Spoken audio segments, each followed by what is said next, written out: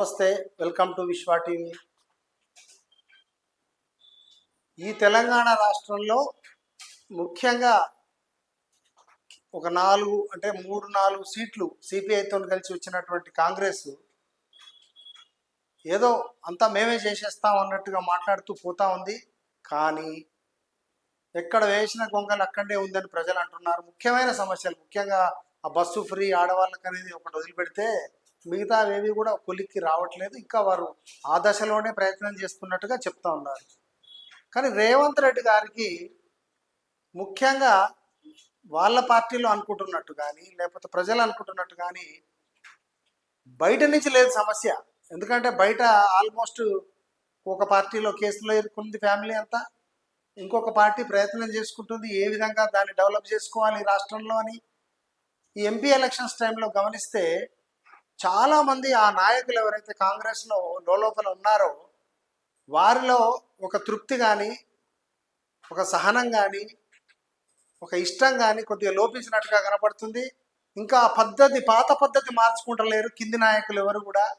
మాట ఇచ్చి తప్పడం, ఒక అతనికి సేవ చేస్తా సహాయం చేస్తా అని ఆ విధంగా అని కొన్ని విషయాలు బయటికి రావడం జరిగింది.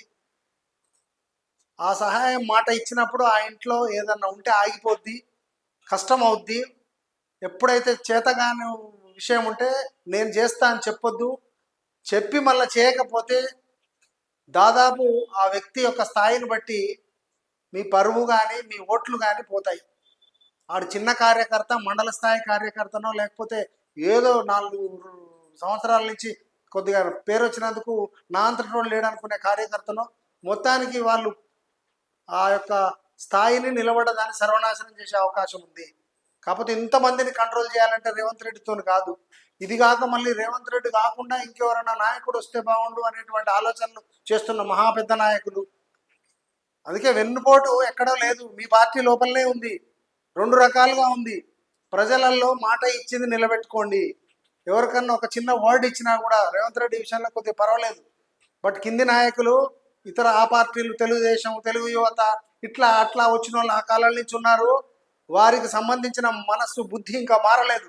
ఏ స్థాయి వాళ్ళను ఎట్లా చూడాలి, ఏం మాట ఇస్తే దానికి ఎట్లా నిలబడాలి, అసలు నాకు ఆ స్థాయి ఉందా, నేను ఏదో ఇవాళ రేవంత్ రెడ్డి ఎమ్మటి ఉన్నందుకు అని ఏదో మాట్లాడితే వాడు మండల స్థాయిలో ఒక సెక్రటరీ అయినా ఇంకే స్థాయిలో ఏదన్నా ఉన్నా, ఏదన్నా జిల్లా స్థాయిలో ఉన్నా కాస్త ఒళ్ళు దగ్గర పెట్టుకొని ఆయనకు విలువ పోకుండా, ఆయనకు అవమానం జరగకుండా, ప్రజలలో కాన్ఫిడెన్స్ విశ్వాసం పోకుండా చూసుకోవాలి. వెన్నుపోటుదారులు అంటే అర్థం అప్పుడే పట్టుకొచ్చి ఏదో తీసుకొని ఎత్తేయడం, నూకేయడం, పొడవడం కాదు. వెన్నుపోటు అంటే ఆయన పేరు నిలబెట్టుకుంటుంటే ఇక్కడ పేరు పోగొట్టడం, ఆడ కుండ నింపుతుంటే చిన్న పొక్క పెట్టి ఆ నీళ్ళని పోయేటట్టు చేయడం, మంచిగా ఆడ నింపుతుంటే ఇక్కడ పోతుంటే ఏం నిలుస్తాయి అందులో. రేవంత్ రెడ్డి గారు మీరు ఏ స్థాయిలో ఎవరెవరిని పెట్టారో పిల్లల్ని ఎలక్షన్స్ అప్పుడు ఉరికిలు ఆడుకుంటూ చేసిన సేవ వేరు, ఇప్పుడు వాళ్ళ స్వార్థాలు వేరు. చాలామంది చూసినా నేను ఇటు సైడు అటు సైడు, ఇక్కడ హైదరాబాద్లో, రంగారెడ్డిలో, ఇబ్రాహీంపట్నంలో ఏ విధమైనటువంటి మైండ్ మారలేదు, వ్యక్తులు మారలేదు. వారికి ఉన్నటువంటి ఓవర్ యాక్షన్ అలాగే నడుస్తుంది. దానికి సంబంధించినంత వరకు జాగ్రత్తగా ఉండాలి. ఇది చాలా దెబ్బతీస్తుంది. అప్పటికప్పుడు ఆ వయసు అయింది, ఆ అనుభవం ఏంది, అక్కడ ఉన్న పెద్దవాళ్ళు ఎవరు, వారిని ఎట్లా అనుసరించాలి, చెప్పినట్టు వినాలి, వినకపోవడానికి కారణాలు ఏంటి చెప్పాలి, అసలు ఏ విధంగా ఇట్లా ఉంటే నడుస్తుంది అని భావించాలి. ఎవరికన్నా ఏదైనా మాట సహాయం, ఎవరికన్నా ఈరోజు నీకు ఇల్లు నిలబెడతాపో ఈ కష్టం ఉంది అన్నప్పుడు ఆ మాట మీద నిలబడాలి. మళ్ళీ ఫోన్ చేస్తే బంద్ చేసినట్టు, ఉన్నది లేని చెప్పినట్టు, చివరి నిమిషంలో ఏదైనా నాయన ఇప్పుడు లాస్ట్ కంటే ఇప్పుడే బంద్ అయింది సార్ అని చెప్పడం, లేకపోతే అప్పటి నుంచి వస్తుందని లాస్ట్కు ఫోన్ బంద్ చేసుకొని కూర్చోవడం. ఇట్లాంటి నాయకులు మస్తుకుంటారు. కానీ రేవంత్ రెడ్డి ఆలోచన ఏంది, ఫస్ట్ నాడు చెప్పింది, ఏ కార్యకర్తలు కూడా మనసు పెట్టి బుద్ధి పెట్టి ఒళ్ళు దగ్గర పెట్టుకొని సేవ చేయాలి, ప్రజాసేవ చేయాలి, ఇది మన ప్రజా దర్బారు, ప్రజాపాలన అన్నాడు. దీనికి విరుద్ధంగా ఆల్రెడీ నేను గమనించిన, నాకు విజ్ఞానం వికాసంతో చెప్తున్నటువంటి మాట ఇది. మీ ఇష్టం, మీరు నమ్మితే నమ్ముకోరు, ప్రజలు నమ్ముతున్నారు, ప్రజలకు అర్థమవుతుంది. అప్పుడే ఏదో అయిపోయిందని చెప్పకండి. అమ్మగాళ్ళు ఆడంగానే మొత్తం లేచి తిరిగిన పిల్లగాడు కాడు, చిన్న పిల్లగాడి స్థాయిలో ఎదుగుతున్నారు, ఎదగేటట్టు ప్లాన్ చేయండి. ముఖ్యంగా ఇది ఒక టైప్ ఆఫ్ బ్యాక్ స్టాపింగ్ అవుతుంది రేవంత్ రెడ్డికి వెన్నుపోటుదారుల యొక్క సమస్య సొంత పార్టీలో రాబోతుంది అనేది ఖచ్చితం. ఎందుకంటే అప్పుడే స్వార్థానికి, తొందరపాటుకి మేమేదో అయిపోవాలి, ఆయన ఎందుకు అయిండు? పెద్దవాళ్ళు ఊరుకున్నారు. పెద్దవాళ్ళు ఎంతో పద్ధతిగా, బిహేవియర్గా, క్వాలిటీ, విలువలకు తిలోదకాలు ఇవ్వకుండా విలువల మీద నిలబడ్డారు. లెక్కలు లెక్కలు లెక్కలు అంటున్నటువంటి కాంగ్రెస్ లెక్కలు పక్కన పెట్టి విలువల కోసం పనిచేస్తేనే ఇవాళ 64 సీట్లు మీ అమ్మంటే అదో ఆ పార్టీ, అది పోతున్న పార్టీ ఒకటి ఆ సీటు సిపిఐ ఒకటి వచ్చింది.